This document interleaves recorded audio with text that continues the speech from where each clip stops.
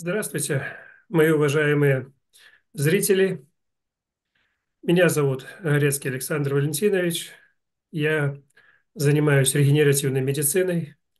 Это направление фактически я создал, руковожу Академией регенеративной медицины, которая работает уже в Европе 14 год и достаточно успешно.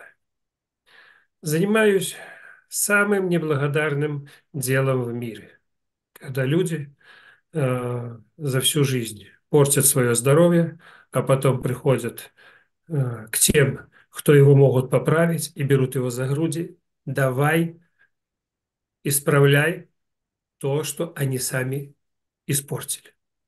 И потом кто-то появляется крайний. Крайний в том, что или что-то помог, или не помог, но все равно есть крайний, а не тот, кто испортил свое здоровье. Поэтому я желаю всем в начале этого фильма исправить ошибку в самом начале, не допускать себя, свое состояние до того, чтобы его лечили. Вот это главная моя мечта. Сегодня поразговариваем о новообразованиях, о раке, о онкологии. У меня в практике много различных случаев, и я бы хотел представить сегодня вам человека, который уже 11 лет как приехал ко мне в Польшу, где у меня была на тот момент клиника, сейчас она тоже там есть, там сын руководит, а я нахожусь в России, и этот человек приехал с последней надеждой, ну, я бы сказал, даже мало ее было, потому что состояние было очень тяжелое, но в том числе он был полон веры в то, что он будет жить. И он жив. 11 лет, из них 3 года мы боролись. 3 года очень интенсивно мы совместно работали. Хочу представить вам Антония Кветень, из Польши, он сейчас на связи, он плохо говорит по-русски, но в то же время он все понимает, но только не всегда может выразить полностью свою речь. Он учил русский язык и живет недалеко от границы с Украиной, с Белоруссией, поэтому он общается много с людьми с Востока и знает немножко язык. Прошу, представься, Тони. Добрый вечер. Я Антоний Кветень. У меня был рак поджелудочной железы. Я в 2012 roku, godzie, u mnie zdiagnozowano raka tego i w 2013 гоdzie я приехал в академию до Севодиц, до Александра. Благодарю тебя. Я немножко по-русски более понятно объясню ситуацию. Антоний заболел раком поджелудочной железы, и все врачи сказали ему ну, в течение полгода попрощаться и закрыть все вопросы, которые у него есть, незакрытые, ну, так мягко намекая, с наследством и со всеми делами. Э, Он перепробовал много методов за то время короткое, которое было, и ничего, конечно, ему не помогло. И посмотрев мои фильмы с другими пациентами, с другими заболеваниями, он позвонил мне и буквально через день или через два даже приехал сразу же ко мне в Польшу. Там 600 километров было, он приехал. И что интересно, то, что он выглядел, у нас там было несколько пациентов, один из них было, ему было больше 80 лет, и они вдвоем сидели в сауне там, и я посмотрел, мне показалось, что они одного возраста. И когда мне сказали, что Антонио Кветню всего 45 лет, я не поверил, я пошел посмотреть его паспортные данные и убедился, что да, ему 45 лет, но он выглядел на все 80. Это в 2 раза больше. Это меня поразило. Его болезнь просто, ну, э, морально и физически съела, можно сказать. Поэтому э, первое впечатление такое, ну, вроде бы человек еще функционирует, и в то же время у него смертный приговор, с которым нет ни лечения, ни операции, ничего нет. Я сказал ему, что есть вероятность того, что мы сможем побороться, но здесь много работы. Объяснил этапы, как нужно что делать. И самое интересное, что Антоний поверил, выполнял все процедуры. Что интересно, что вот я сейчас рассказываю в этом фильме, этот фильм не для того, чтобы вас агитировать, а наоборот, чтобы вы поняли, что это очень тяжело, и в то же время ну, не каждому дано пройти это испытание. Когда я встречаюсь с руководителями клиник, например, они мне говорят, как ты рекламируешь себя, все. Я говорю, ну, я даю информацию, фильмы с моими пациентами, которые вылечились от тяжелых заболеваний с моей помощью, и это воздействует на людей, но в этих фильмах я не агитирую ко мне ехать, а просто рассказываю и, наоборот, рассказывают трудности, которые есть. А все в клиниках говорят, а мы приглашаем светил науки, и они рассказывают, как у нас хорошо, хоть этого хорошо и нету. Поэтому для того, чтобы человек приехал, он должен поверить и должен знать, что предстоит ему пройти. Большинство людей готовы выпить таблетку, выпить даже яд, там какую-то химию, выпить неизвестно что и не сделать операцию. Но люди не готовы для того, чтобы натуральными методами поправить свое здоровье. И в то же время самыми эффективными методами и самыми надежными методами. И делают ошибки в том, что они экспериментируют над собой. Одну, вторую, третью, четвертую, пятую методики. Вот это вот Антоний тоже прошел. После первого Zgadza się. курса. Э, Расскажи немножко. Ale mogę po polsku. Не, по польску нет, по российску. По польску ты уже Mhm. говорил. Давай Mhm. по-русски. Nie, по-русски nie dam rady. Mm, Ja, Трудно. А ты немножко расскажи, а я буду переводить. mhm. Ja faktycznie próbowałem różnych metod. Próbowałem Попробовал metodę много doktora. различных методов. Mhm. Metodę Ashkara doktora próbowałem. Wkładałem sobie cieciorkę w nogę. Э, Он использовал метод Ашкара, он не популярный в России, но популярный в Европе. Это зерно закладывается в ногу, разрезается нога, например, и вкладывается нога. Она начинает кровоточить, она начинает фактически лимфа выходить, гной образоваться. И вот на этом методе, что что-то ты навредил, организм должен начинать бороться. Но если он и так не может бороться ни с опухолью, ни с чем. Но трудно ему бороться и с этими ранами, которые человек искусственно создает. Поэтому Антоний это сделал, он приехал с раной на ноге, мы ее чуть загаили за, за месяц. Так было, Антоний. Zgadza się. Tak było. Что I еще ты пробовал? piłem naftę. Пил он нефть и нефтепродукты. Jadłem taką papkę z oleju i z sera. To doktor Budwig propaguje taką metodę w leczeniu Доктор nowotworów. Бодвинг предлагает употреблять сыр, масло, ну, такие вот вещи.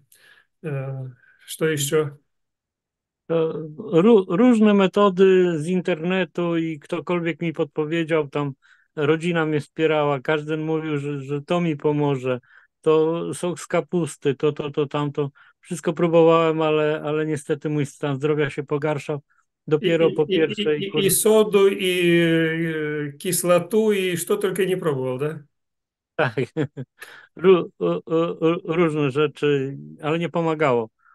Dopiero jak przyjechałem na pierwszy kurs leczenia, można powiedzieć, że po pierwszym kursie to poczułem się zupełnie zdrowo. Когда приехал на первый курс, после первого курса он почувствовал себя абсолютно здоровым. Почувствовал себя, как будто он полностью здоровый. Tak się Что дальше? bardzo dawno nie czułem. Очень давно не чувствовал себя так, как после этого курса. No i Слушай, później, później pojechaliśmy nad Morze Czarne na wypoczynek, tam też się bardzo dobrze czułem. Pod twoją opieką. через пару месяцев я как раз ехал в Скадовск, и мы поехали на Черное море. Э, И Антон, не в Скадовск, мы в Крым поехали. И Антони после первого курса, когда приехал на море, он чувствовал себя просто превосходно. И я вам скажу больше. После 2 недель, так как мы были там, он перед отъездом, в последний день его угостили там, где он был на квартире, накрыли стол, поставили спиртное, и он, я посмотрел, где-то целую бутылку фактически он выпил водки один. Я перед отъездом выпил, можно сказать, 100 грамм, потому что мне утром надо было ехать, а он поехал в обед не сразу. Но сам факт, что он чувствовал себя абсолютно как бы здоровым. Он как летал все равно после первого курса, после вот этих вот 2 недель. Он чувствовал себя просто, как будто ему крылья прикрутили. Так, Антоний? Tak, i я ждал, что я już очень здоровый. Но он ну, думал, что он очень здоровый, а на самом деле что получилось? No i później pojechałem na następny kurs leczenia i uważałem, że już gorzej być nie może, tylko będzie lepiej. No ale niestety stan mojego zdrowia zaczął się pogarszać no i trafiłem nawet do szpitala. No i zaniechałem, można powiedzieć, współpracy z tobą, bo się śmiertelnie obraziłem, że jak to miało być lepiej, miały być tylko lepsze efekty, a tutaj się wszystko pogorszyło. Да. Приехал он после этого на второй курс, и после второго курса его состояние катастрофически ухудшилось. Даже после приезда с госпиталя, с клиники у нас, он попал в госпиталь у себя и думал, что что-то случилось. Должно было быть лучше и лучше, как оно шло лучше, а тут раз хуже. И он на меня очень злой был. Фактически, я ему даже звонил, он не поднимал трубку целых 4 месяца. Ну, Tak что było. дальше? За 4 месяца ты опять попробовал много чего, Tak, чтобы psułem, что-то помогло, и ничего не помогло, правильно? nic nie pomagało.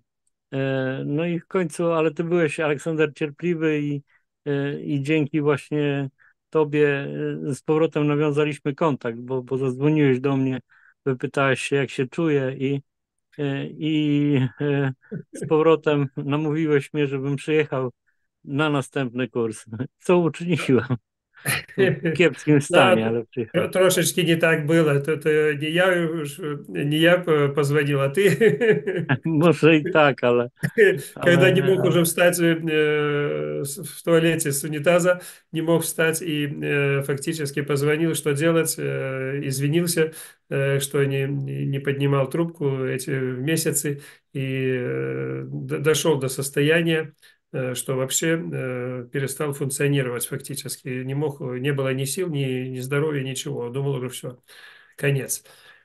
Получилось, э, я вам объясню ситуацию, которую я сейчас специально для вас объясняю. Опухоль, она не состоит из воды, чтобы ее можно было подогреть и выпаровать, чтобы она просто испарилась. Это клетки. И клетки, если с ними работать, то первоначально нужно улучшить состояние здоровья человека, улучшить все органы, все функции организма и затем направить силы организма для того, чтобы они начали бороться с опухолью. Это я делаю всегда. И тут это я объясняю, но люди не понимают. Они видят, что хорошо, а когда что-то получается плохо, они думают, что все это не то, и фактически перестают контактировать. Но кто-то потом обращается, кто-то нет. Но я всем объясняю, что невозможно что-то исправить, если организм не заставить, чтобы он с этим боролся. А это борьба, это война. И в этой войне или ты, или тебя. Поэтому Антоний как бы ну, был злой на меня, не поднимал трубки, опять занимался экспериментами, состояние довел до того, что он не мог уже функционировать. Я ему не просто сказал, что можешь приехать на курс. Я по его словам понял, что его состояние здоровья очень тяжелое, и неизвестно вообще, могу ли я помочь. Я отправил его в клинику для того, чтобы он сделал все исследования, которые я назначил. И он пошел, сделал, ему сказали, что у него непроходимость от желудка до двенадцатиперстной кишки, у него непроходимость от двенадцатиперстной кишки в кишечник, у него полностью рак уже за- с- надавил на все внутренние органы, печень была увеличена больше, чем в 2 раза, все внутренние органы были воспалены, метастазы, и ему сказали, ну все, ну, только хоспис и больше никакой помощи. И он попросил, чтобы я его взял, но он не просто как бы обычный человек, он из семьи врачей. У него жена медсестра, дочь врач, и он, когда ко мне позвонил, попросился, чтобы я его взял, они следом за ним позвонили и сказали, здесь не вопрос в деньгах, поймите, но мы врачи, мы понимаем, и нет никакой малейшей надежды, даже нет ни 1% надежды, чтобы что-то исправить. Все врачи одним голосом сказали, что то, что сейчас уже у него в том состоянии, в котором он находится, он не сможет ничего сделать. И единственная операция для того, чтобы что-то вставить, какие-то трубки, там, чтобы проходила пища. И тут он опять звонит. Можно ли приехать? Не знаю, какое-то чувство у меня, что если сильно человек хочет, возможно, и получится помочь ему. какое-то чувство. Я ему сказал, если ты приедешь, я посмотрю на месте, не обещаю, но посмотрим хотя бы день на твое состояние. Если получится, и хорошо, если нет, ну, поедешь обратно. И родственники были категорически против, но он сел за руль своей машины и 600 километров без остановки проехал до меня и фактически приехал из последних сил, я бы так сказал. Я оценил его состояние, и я вам скажу даже один секрет. Одну тайну, можно сказать, э, чем я смог его реанимировать в тот момент, когда у него по всем заключениям была полная непроходимость пищеварения. Я обследовал его, и ну, есть определенное чувство того, что нужно предпринять, и единственный механизм восстановить пищеварение я увидел в методе, который используют алкоголики, когда у них полное отравление, не работают никакие внутренние органы, и они этим спасаются. Чем спасается человек, когда у него отказали все внутренние органы, но никаких лекарств он не употребляет, алкоголик, и это не алкоголь.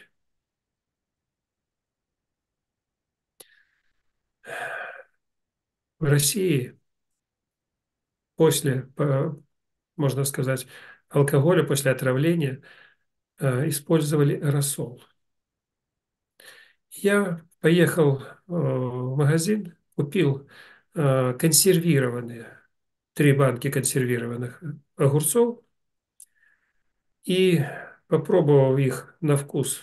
Из этих 3 банок выбрал ту, которая оптимально должна подойти ему, налил стакан и дал выпить. И это в тот момент спасло ему жизнь. Есть много методов реанимации. Запомните то, что я вам сейчас сказал. Это средство реанимации даже когда все становится бесполезным. И посмотрев на то, что у него где-то этот рассол внутри рассосался, где-то он вошел, потому что до этого все, что он съедал, не проходило, оно возвращалось. И тут у нас уже был шанс для того, чтобы с ним работать. И мы опять начали работу. Что мы используем, кроме рассола? День начинается из сауны. Сауна, обливание ледяной водой, потом, например, водный массаж, потом электростимуляции, солярий обязательно для того, чтобы гормоны счастья пополнить и витамины D, без которых клетки не регенерируют. Нас дезинформируют о том, что солярий там или солнце вредно. Ну, для того, чтобы люди болели. А это жизненно необходимо. Без солнца ни одна травинка не будет расти, и дерево тоже засохнет. Так и человек. Поэтому много элементов, которые необходимы для человека в период, когда у него система пищеварения не работает, нам приходилось давать, как и всем остальным, это методика, не через пищеварительную систему, а через кожу. Мы делали обвертывание, мы натирали грязью его, натирали солью, делали различные бальзамы, масла, которые проникали через кожу и питали его организм. И так постепенно он оживал. постепенно, постепенно. Наша кожа – это не просто то, что мы видим внешне. Наша кожа выполняет множество функций, в том числе и всасывание того, что находится на поверхности, выделительную и всасывающую функции. Учитывая, что метастазы в то время фактически были во всем организме, во всех внутренних органах, мы смогли поддержать организм, и потом он начал уже бороться. Одной из основных методик еще, которые я разработал, усовершенствовал, я бы сказал, не создал эту методику, она была, это очистка печени. Я просто ее усовершенствовал, чтобы она стала безобидной и безвредной. Это реально мое достижение в этой области. И, Антоний, я хотел бы спросить у тебя, чтобы ты сказал, сколько раз за 11 лет приблизительно ты сделал очистку печени? Приблизительно сколько раз за 11 лет? Ty mnie męczysz, Aleksander, zawsze tym pytaniem. Ja do 400 razy liczyłem, później już przestałem. Ну, как ты мне говорил, что ну, сейчас ты сказал, что до 400 раз очистку ты считал, а потом перестал. Где-то около 600 раз приблизительно на сегодняшний день ты сделал очисток печени, правильно? Prawidłowo.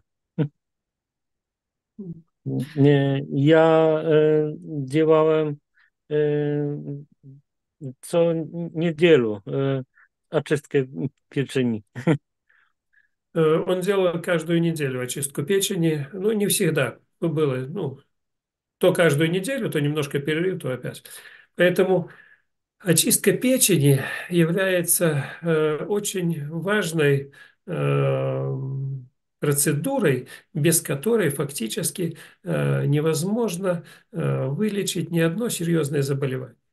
Давайте посмотрим статистику онкологических заболеваний, и вы поймете, в чем суть. Когда образуется третья, четвертая стадия онкологическая, то говорят метастазы, например, желудок с рак желудка с метастазами в печень, рак легкого с метастазами в печень, рак кожи с метастазами в печень, рак костей с метастазами в печень. Что это такое? А почему все с метастазами в печень? А может, все-таки наоборот? Может, проблема первоначально лежит в печени, а не в других органах? Другие органы, возможно, это уже следствие, а причина в печени. Печень выполняет около 200 видов функций. Я даже, честно говоря, я изучал много всего, но я не могу вообразить даже, как эта печень делает. У нее фактически одинаково, если вы разрежете печень, там свиную, говяжью, посмотрите, ну какие там 200 функций, обычные клетки, как в других органах фактически, и все. Но как она это делает? Если она перестает хоть одну, две, три функции выполнять из 200, это же цепная реакция. Это же уже перестает работать весь организм. И вот тут надо восстановить функции, которые действуют на весь наш организм, на все наши органы. И ключ в очистке, он является ключом в лечении множества заболеваний. Универсальность того, что я делаю, это не воздействие на те органы, которые поражены, а очистку организма и восстановление функций, которые позволят организму побороть. Мы используем около 50 различных методов, которые человек даже не видит. Ну, он видит там массаж какой-то, грязь, там сауну. Этот, вот, на одной руке так как бы перечислить видит то, что видит. А реально сколько воздействуешь, когда человек приходит и начинаем вот так вот реально нажимать пальцы? Около 50 методов одновременно, которые человек не замечает, но они есть. В течение недели этот цикл выполняется, но потом уже повторяется. И вот после третьего курса, можно сказать, Антони стал выздоравливать. Это не выздоравливать в смысле того, что опухоль стала испаряться.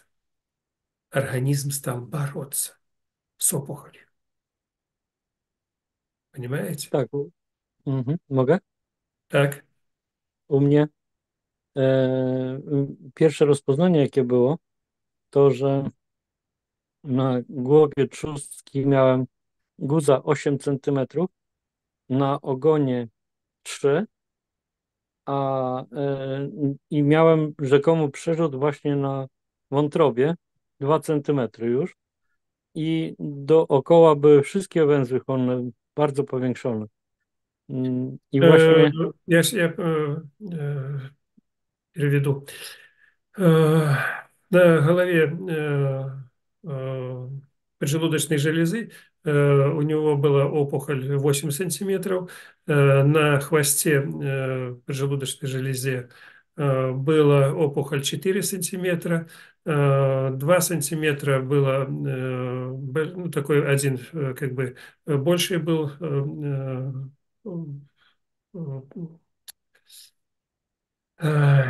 2 centymetry. 2 сантиметра был, ну, была Na опухоль pieczeni. в печени, и множество еще таких метастаз было еще в печени. И все лимфатические узлы, они были увеличены многократно. Что дальше?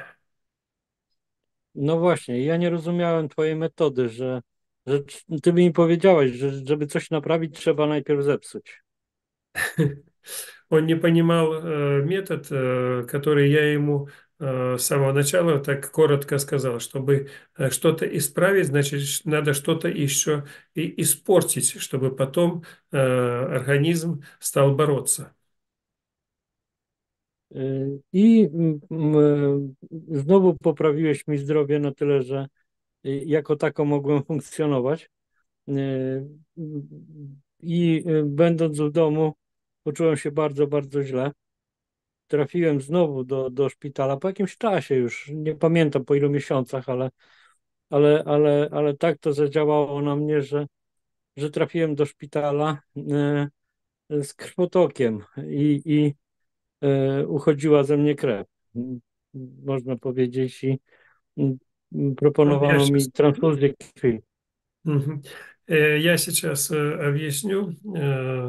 Я в самом начале и потом, после вот этого курса, Антоний предупредил, что будет ситуация у него, когда опухоль начнет исчезать, можно так сказать. Но она не исчезнет, как мы хотим, чтобы она просто испарилась. Это будет боль, это будет фактически опухоль должна лопнуть, и она должна кровоточить, и потом она начнет уже уменьшаться и исчезать.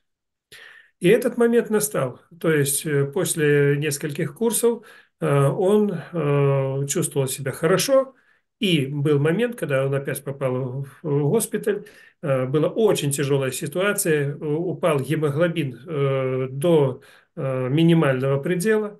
Он требовал трансфузии крови, потому что гемоглобин упал. Но его родственники отказались это делать по религиозным причинам, у каждого ну, свое.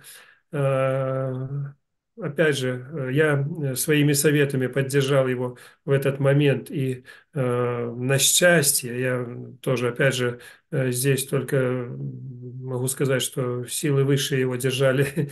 И благодаря этому он фактически жив, потому что уровень гемоглобина низкий, держался около 3 месяцев, наверное. Так, нет? Zgadza się. Tak. Ну, он соглашается, да.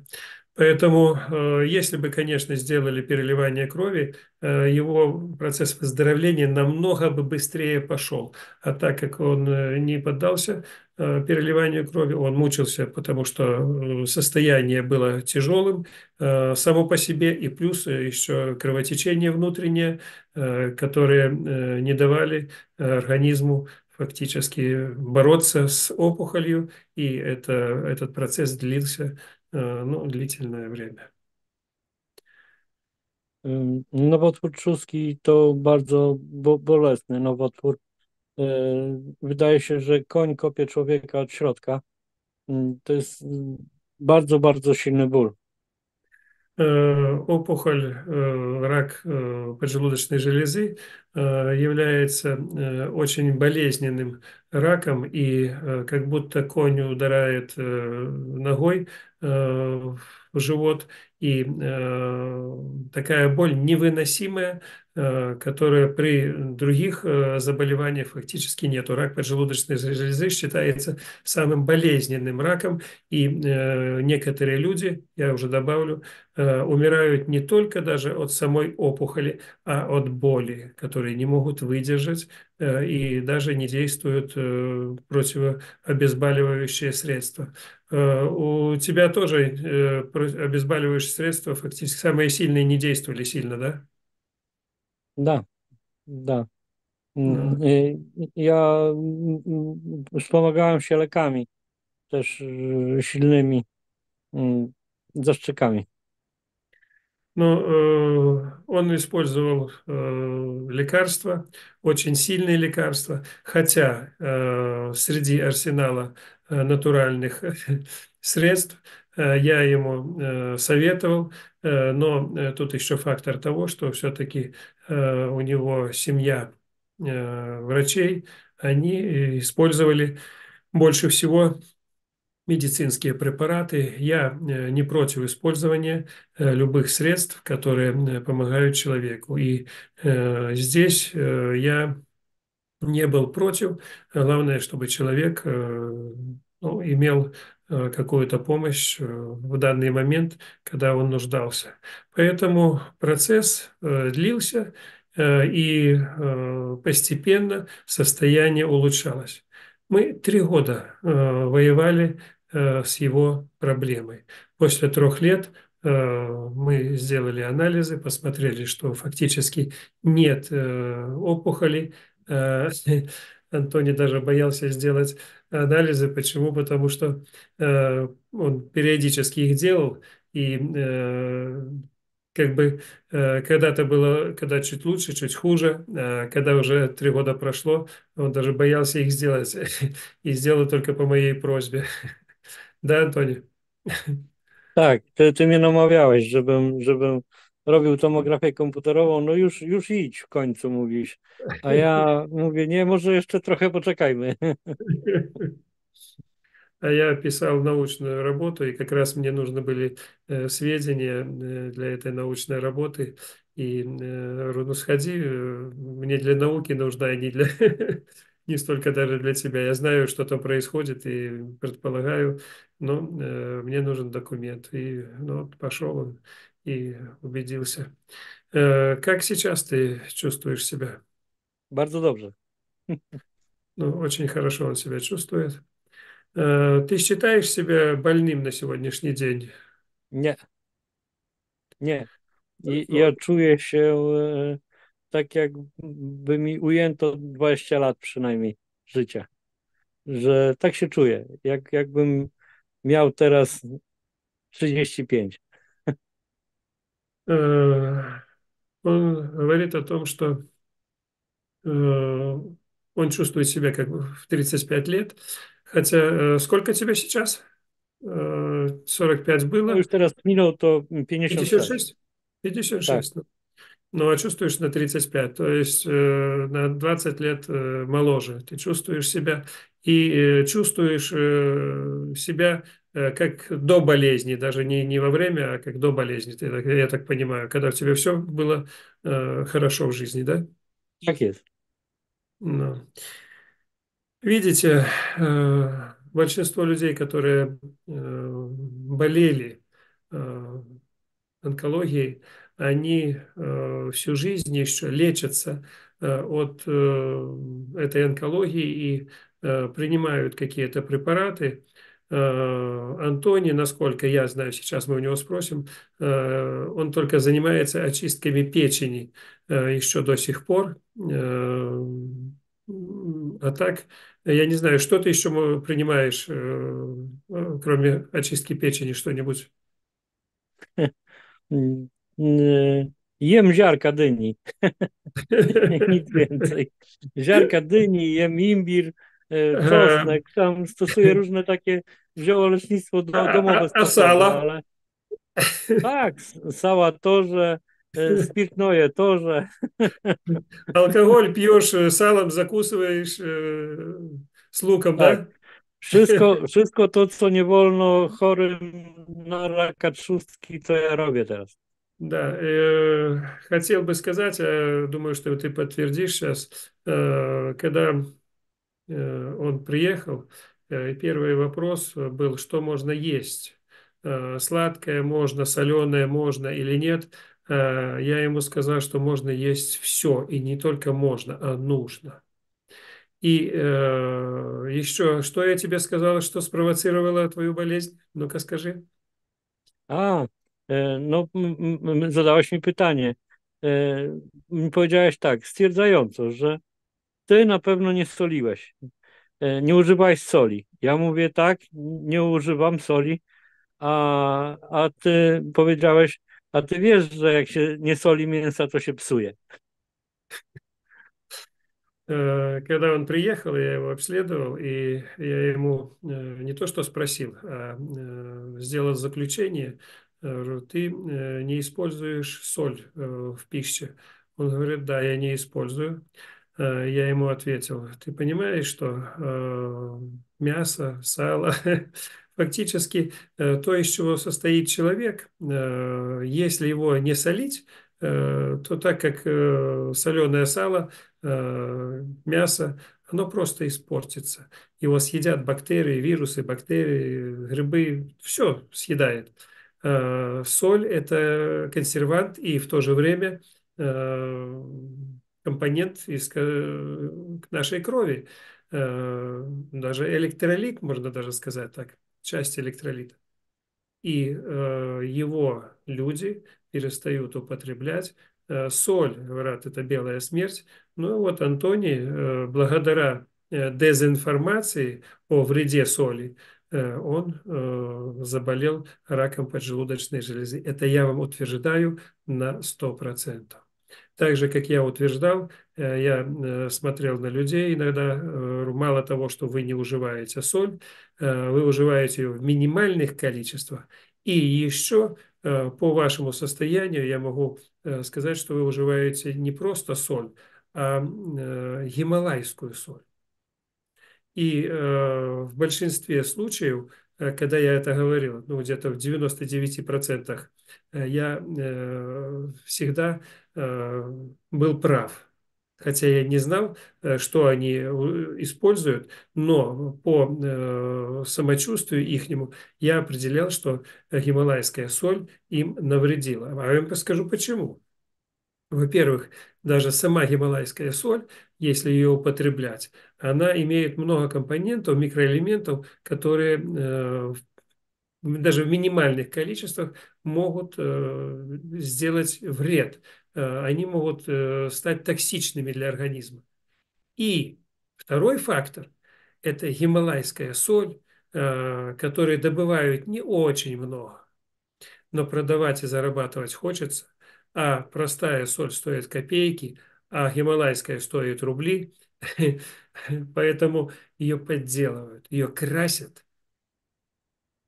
тупо красят красителями, которые сами по себе являются ядовитыми, беспощадно по отношению к человеку уничтожают людей. Поэтому в некоторых заболеваниях, особенно нервные заболевания, которые я вот, с которыми я тоже работал, были связаны в некоторых ситуациях. Я определял, что это работа химиков, которые дохимичились до того, чтобы продавать вот эту вот поддельную гималайскую соль. Это яд. Продают, только за него еще берут большие деньги. Что, Антоний, еще бы ты сказал из того, что мы делали? Mhm. To znaczy tak, na pewno bardzo, bardzo mi pomogło Twoje leczenie. Mm, Szereg tych masaży, które tam było wykonywanych, szereg zabiegów było bardzo pomocne dla zdrowia, ale nie można też zapominać o modlitwie, czyli o autosugestii. Też bardzo, bardzo, bardzo pomocna rzecz i y, no i po prostu to leczenie bardzo mi pomogło i ból, który znosiłem, minął, co jest najważniejsze i człowiek już zaczął móc myśleć wcześniej, wcześniej nie było możliwości myślenia nawet o przyszłości. Мгм. Антоний говорит, что нельзя как бы недооценить работу тех массажей и других процедур, которые мы использовали. И в то же время он хочет сказать, что очень сильно ему помогла методика самопрограммирования. Опять это моя уникальная методика, которую я разработал. Это как бы кто-то называет молитвой, кто-то называет самопрограммированием, кто-то обращением к высшим силам. Я вам скажу так, что без воздействия на душу человека Сократ сказал очень понятно, и это золотые слова, я его повторяю и повторяю, невозможно лечить глаз, не воздействуя на голову, невозможно лечить голову, не воздействуя на тело, невозможно лечить тело, не воздействуя на душу. Это так вот в двух словах то, что он сказал более 2000 лет назад. И я с ним согласен, потому что если есть какие-то духовные, душевные проблемы, если наша душа находится под воздействием каких-то злых сил, вылечить физическое тело невозможно. И если человеку не помогают добрые силы, здесь тоже тяжело что-то сделать. Поэтому методика самопрограммирования, вот эта, она позволяет человеку избавиться от проблем духовных, улучшить работу с теми силами, которые могут ему помочь, и в то же время запрограммировать свой организм на счастливую, здоровую жизнь. Это уникальная вещь.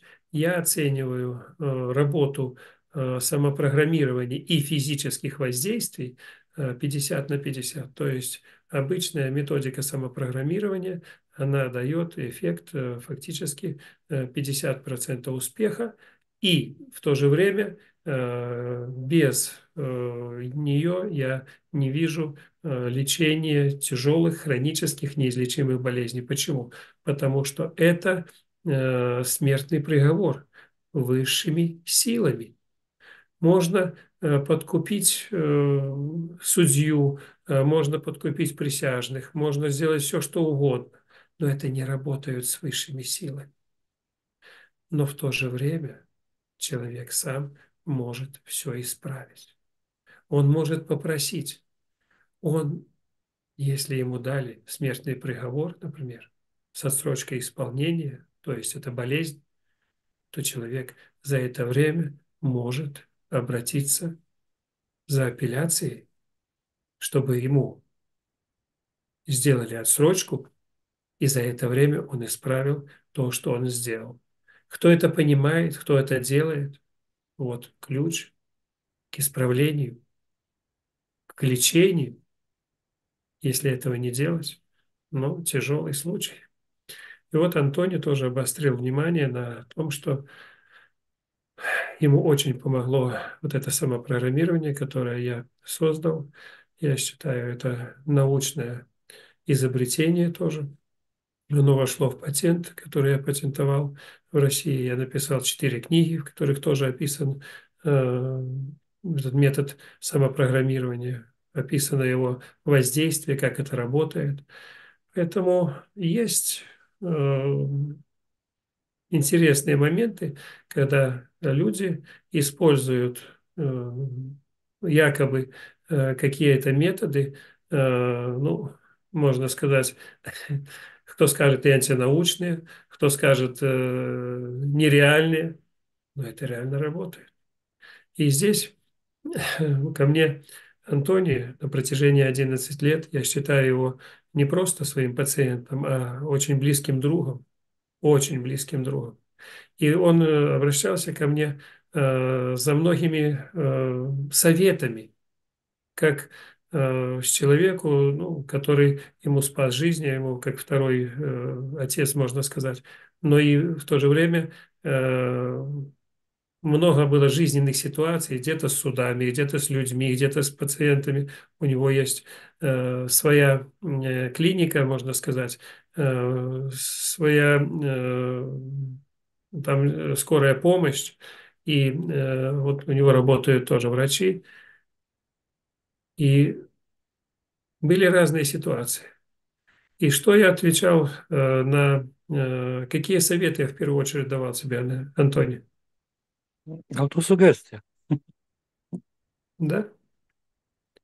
Какая бы проблема не была у человека, неважно, здоровье или нет, ключ лежит. Это то, что человек сам может исправить не физически, а духовно.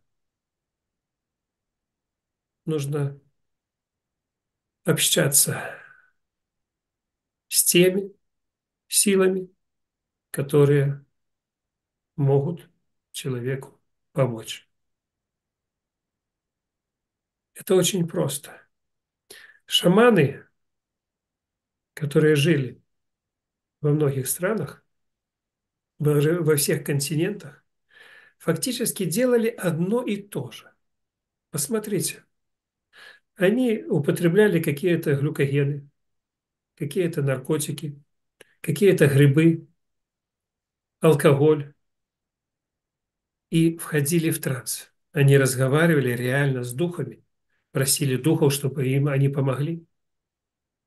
Для того, чтобы пообщаться с ними и позвать, им нужно было фактически травить себя вот этими препаратами. Поэтому шаманы очень мало жили. Чем был сильнее шаман, он чаще выходил в транс и чаще отравлял, кстати, в первую очередь поджелудочную железу и печень. И вот обратите внимание, никто не учил шаманов, которые жили в юртах в Сибири. Они ни с кем не контактировали и делали то же самое, что делали в Африке, в Индии, в Америке. Все то же самое. Проанализировав все эти вещи, я пришел к выводу, что не нужно обращаться к шаманам и видеть их, и травить себя. Достаточно просто попросить их, зачитать определенные молитвы и просто попросить, не видя, не контактируя с ним. И они помогут. Они prидут на помощь. Люди, Jeszcze jedna ważna rzecz, bo nie tylko modlitwa, ale jeszcze czyny. że trzeba pomagać ludziom i wierzyć w to, co się robi, że jest to dla dobra y, tych ludzi, ale i siebie, ponieważ to dobro, które my dajemy komuś, to ono do nas wróci. Антоний говорит о том, что не только молитва, не только самопрограммирование дает эффект, а дает эффект еще наши действия. Действия, которые мы совершаем на благо людей или же не на благо. Я вам скажу так, я много вылечил людей от различных заболеваний. И люди просили с помощью самопрограммирования и так, молитвы, обращением, неважно. Они просили, чтобы им помогли высшие силы, они им помогали. Но вы понимаете, человек, когда просит, он что-то обещает. Я буду такой-то, я буду помогать, я буду хороший. Но когда он вылечился, он об этом забывает. Но для высших сил это высшая степень обмана. То есть тебя уже карали, тебе дали смертный приговор, например, тебе его отменили, но ты не исправился. И что дальше? А дальше все повторяется. Если не эта болезнь возвращается, то другая. Если не болезнь, то кирпич на голову упадет. Если не кирпич, то авария. Уже отстрочки приговора нет. Люди иногда не задумываются, что все, что происходит с ними, это их проблема. Это карма, которую человек несет в себе за свои поступки. Карма– это не проклятие других. Проклятие– это совсем другое.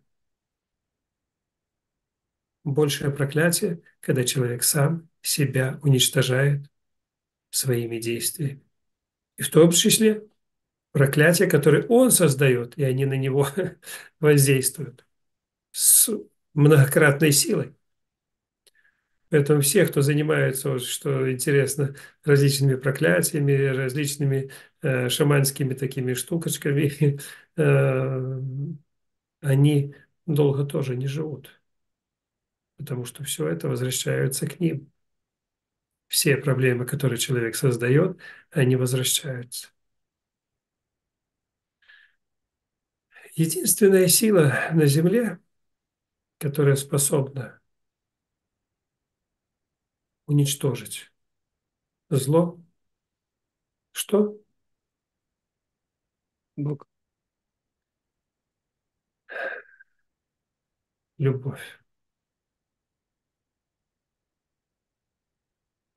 и силы высшие. Без любви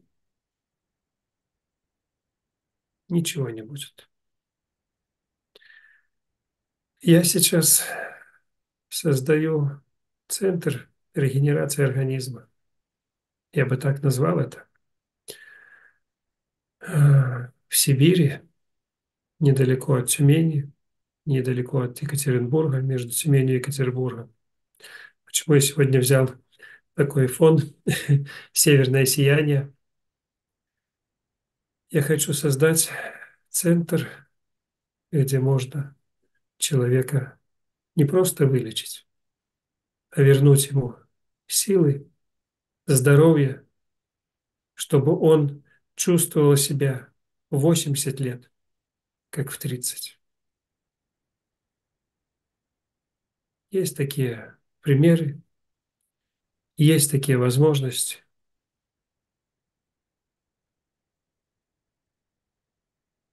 И Антоний в том числе пример того, что все возможно.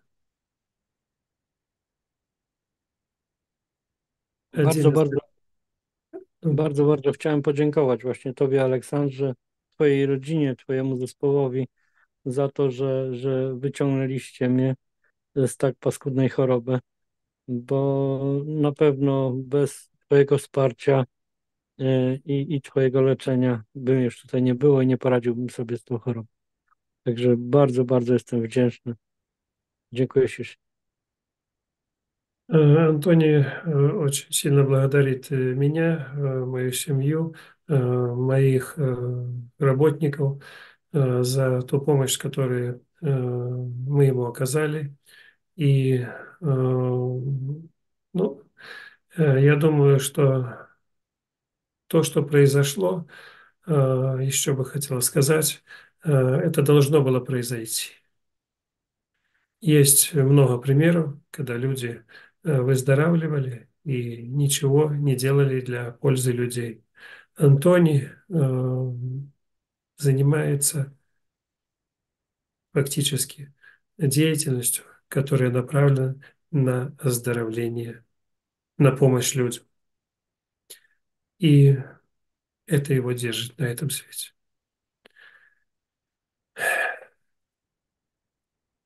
Для тех, кто потерял надежду, для тех, кто болеет какими-то болезнями, я хотел бы привести один пример. Женщины, которая проходила у меня лечение, она из Польши, ей было чуть больше 50 лет,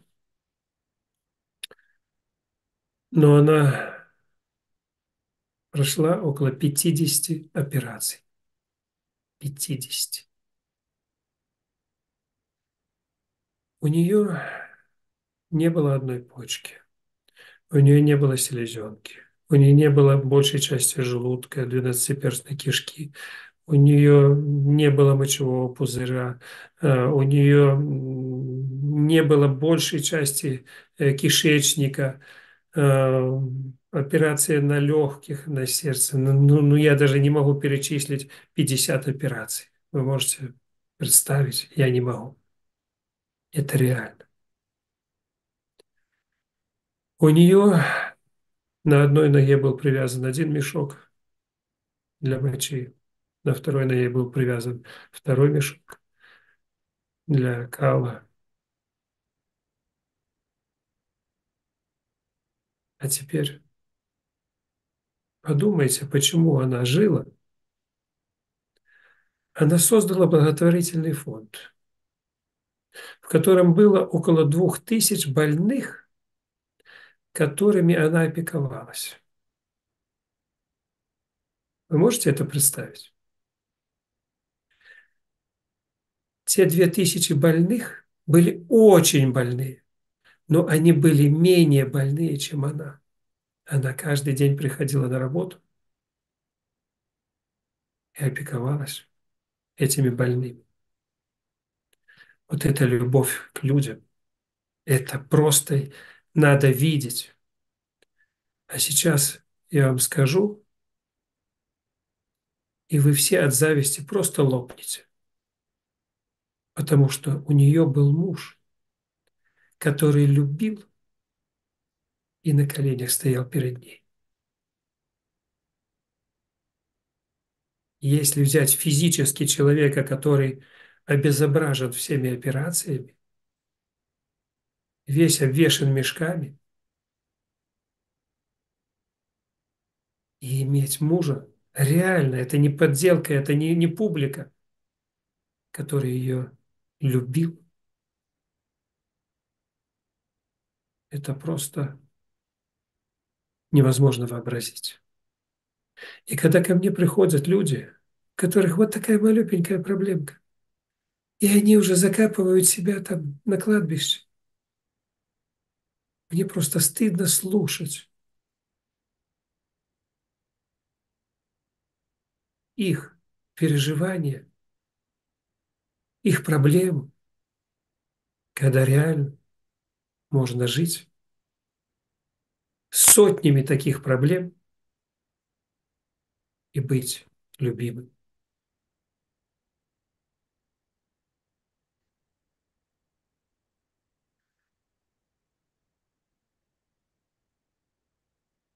То, что я сейчас создаю, тяжело дается. Нет понимания в обществе то, что я делаю. Это храм. Храм для людей, для их здоровья. Это конвейер, который позволит человеку восстановить силы. Есть все для того, чтобы это осуществить. Но есть также и силы, которые всегда мешают. Мешают, мешали и будут мешать. Но мы прорвемся. Главное, что есть цель, есть благое дело, и мы будем идти к этой цели. Антоний только маленький пример того невероятного выздоровления. Как он сказал, он сам даже трудно верил, и только благодаря нашей помощи он жив.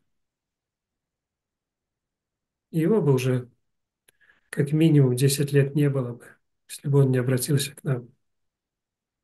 С раком поджелудочной железы на последней стадии с метастазами нет спасения. Однако есть. Если человек верит, хочет. Приезжали ко мне еще с раком поджелудочной железы некоторые. К сожалению, они вот так вот. Лечите меня. И Антоний, который сам грыз зубами все вокруг, чтобы жить. Вот вам разница.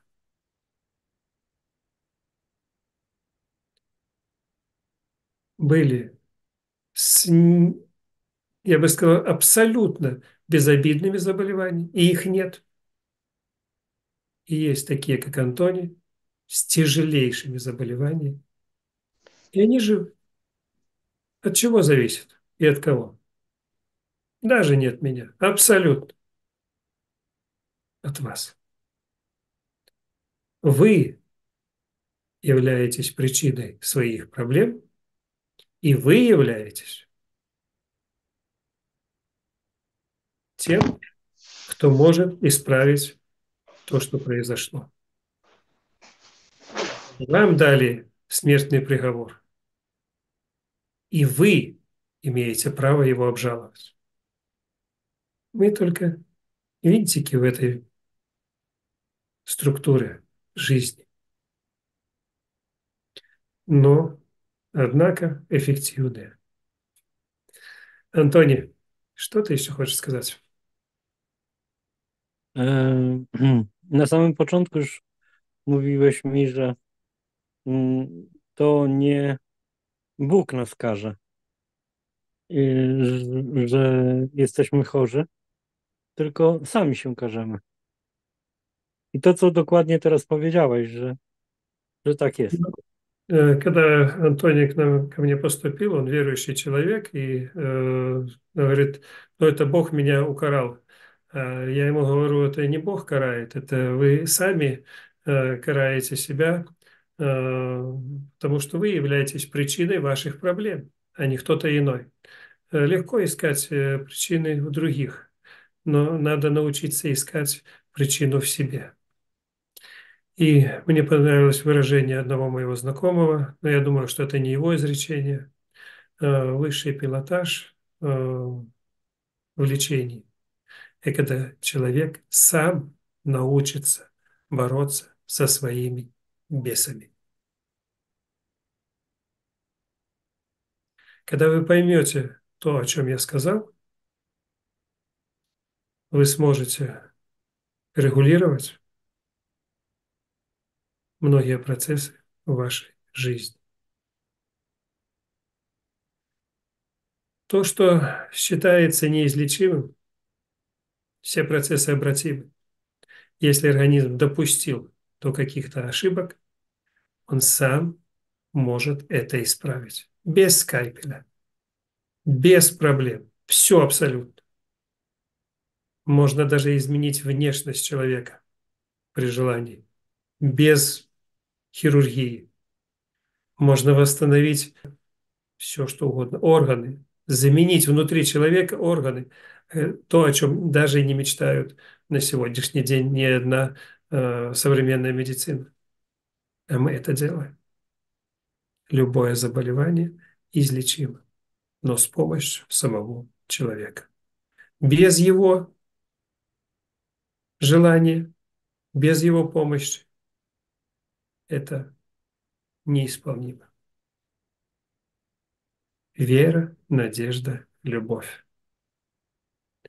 Это то, на чем держится весь мир. И, конечно, высшие силы. Исключать их воздействие, исключать их реальное существование, это бесполезно. Они есть, они вокруг нас, они управляют нами. Хотим мы этого или не хотим, но они есть.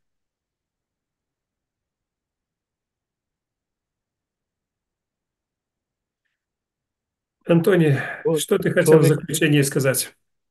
człowiek jak jest chory, to chciałem powiedzieć, że jak jest chory, to pamięta o modlitwie, pamięta, że trzeba dobrze robić i tak dalej, ale jak stan zdrowia się poprawia, to człowiek bardzo szybko zapomina o bólu, o tym cierpieniu, które przeżywał. No i zapomina i o modlitwie, i zapomina o dziękczynieniu, tylko przyjmuje to tak naturalnie, że co było, to już nie jest. No ale niestety może wrócić i trzeba o tym pamiętać. Ну, Антоний говорит, что человек, когда болен, он помнит о молитве, молится и э, помнит о хороших делах. Когда выздоравливает, уже запоминает о всех этих вещах. И само собой есть вероятность того, что это возвращается, то, что было ранее. Есть закономерность, есть карма, от нее трудно уйти. Но мы, кто бы на нас не воздействовали, какие бы силы не воздействовали, мы имеем право выбора. Мы имеем право выбора. Помните об этом. Я хочу поблагодарить Антони за участие. У нас участвуют на Зуме, как обычно я провожу этот Зум на польском языке, но сегодня я сделал исключение, сделал на русском. Кто-то может по-русски или по-польски задать какой-то вопрос, или мне, или Антони. Я переведу.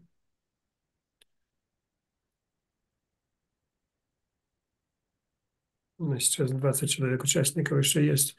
В основном польская говорящая аудитория. И, может, они даже не все понимают, то, что мы говорим сейчас. Mogę Вот. ja coś jeszcze powiedzieć? Ну так. Mm. E, A więc tak, bardzo jestem wdzięczny, że mogłem spotkać tak wspaniałego człowieka jak ty, Aleksandrze. Bardzo się cieszę, że ośrodek jest w Polsce i też cieszę się, że robisz taki sam ośrodek, a może nawet większy w Rosji, żeby właśnie służył pomocą ludziom. I ja wiem, dlaczego ty to robisz, bo chcesz pomagać ludziom, a na taką skalę, jaką pomaga twoja rodzina i twoi pracownicy ludziom, to ja uważam, że w całym świecie nie ma w ogóle takich ośrodków jak twój, które tak bardzo pomagają chorym.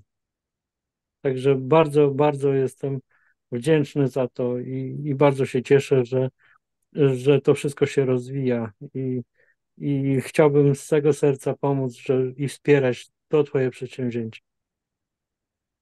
Ну, Антоний еще раз благодарит меня за ту работу, которую я делаю, и хочет как бы помогать мне в тех начинаниях, которые я здесь начинаю, благодарит весь коллектив и говорит о том, что нет в мире такого центра, как ну, сейчас есть в Польше, который планируется открыть здесь, в России. Я считаю, что это реальность, что именно такого центра нет, который комплексно воздействует на организм человека и дает максимальный эффект выздоровления в самых тяжелых, неизлечимых проблемах у человека. Благодарю тебя, Антоний. Желаю тебе счастья, здоровья, любви, успехов и исполнения всех твоих позитивных желаний. Всего наилучшего всем, кто смотрит мои программы на тему здоровья. Желаю вам всего наилучшего.